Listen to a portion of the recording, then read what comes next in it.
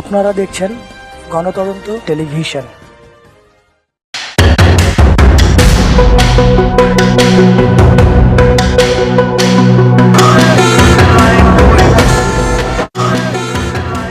রাজধানীর মোহাম্মদপুরে গত 24/10/2023 খুন হলো রমজান পরিবহনের বাস চালক রাসেল। আমাদের CNN বাংলার অনুসন্ধানে উঠে এসেছে চাঞ্চল্যকর এই খুনের রহস্য। খুন হয়ে যাওয়া রাসেলের গ্রামের বাড়ি শরীয়তপুর টাউন সিকুয়েন্দি গ্রামের বাসিন্দা। রাসেলের বাবা মা দুজনেই ঢাকায় একটি ভাড়া বাসায় থাকেন এবং রাসেল, তার স্ত্রী, 2 সন্তান, ছেলে রমজান ও মেয়ে ফাতেমাকে নিয়ে ঢাকার মোহাম্মদপুরে বুদ্ধিজীবী এলাকায় বসবাস করেন। ওখানকার স্থানীয় লোকজন ও প্রত্যক্ষদর্শীরা জানিয়েছে, ঘটনার সূত্রপাত রমজান নামের পরিবহনের লুকিং গ্লাস ভাঙাকে কেন্দ্র করে। গাড়িটি চালাচ্ছিল চালক রাসেল। পিছন থেকে আসে ওই কোম্পানির আরেকটি গাড়ি, এসে রাসেলের গাড়ি ওভারটেক করে লুকিং গ্লাস ভেঙে ফেলে।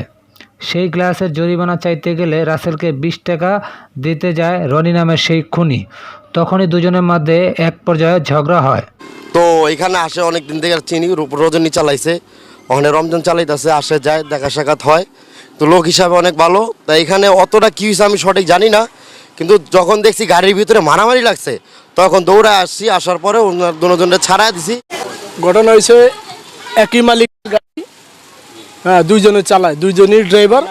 এখন যে মারা গেছে হ্যাঁ প্রথম লুকিং গ্লাস ভেঙে ফেলাইছে। না মানে দোনোটাই রমজানের ড্রাইভার, মানে আগে স্বাধীন চালাইতো, পরে ওনে মারামারি হওয়ার পরে ধাক্কি হয়েছে, ওনে মারামারি হয় নাই, পরে ওন থেকে ধাক্কি হওয়ার পরে ওই সেঞ্জি দেয় এনতে পোলা বানলো হারে মারছে।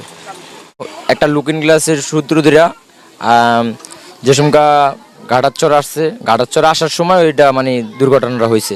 তাই ওখানে আসার পরে দিয়া যে ড্রাইভারটা আমাদের কাউন্টারে আসছে, দুনো ড্রাইভার আসার পরে রাসেল আর হইল ওর নাম রনি।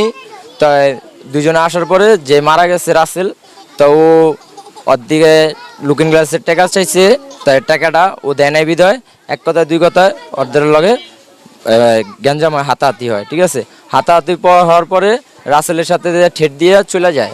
রনি গাড়ি চালানোর অবস্থায় মানে কি গাড়িটা থুয়া চলে গেছে।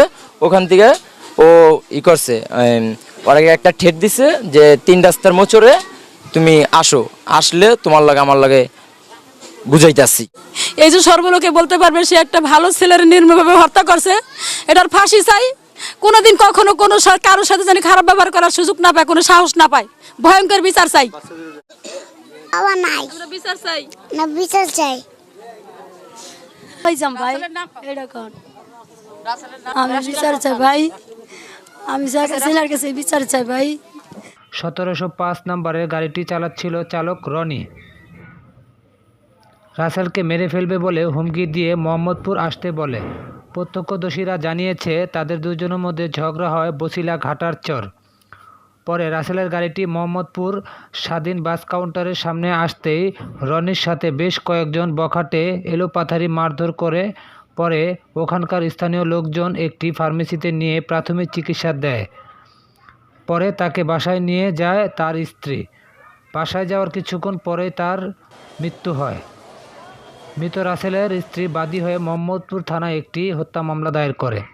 এ ব্যাপারে মোহাম্মদপুর থানা ওসি মাহফুজুল হক জানিয়েছে, এ পর্যন্ত একজনকে গ্রেপ্তার করা হয়েছে, তার নাম মাহবুব। বাকিদেরকেও গ্রেপ্তারের চেষ্টা চলছে।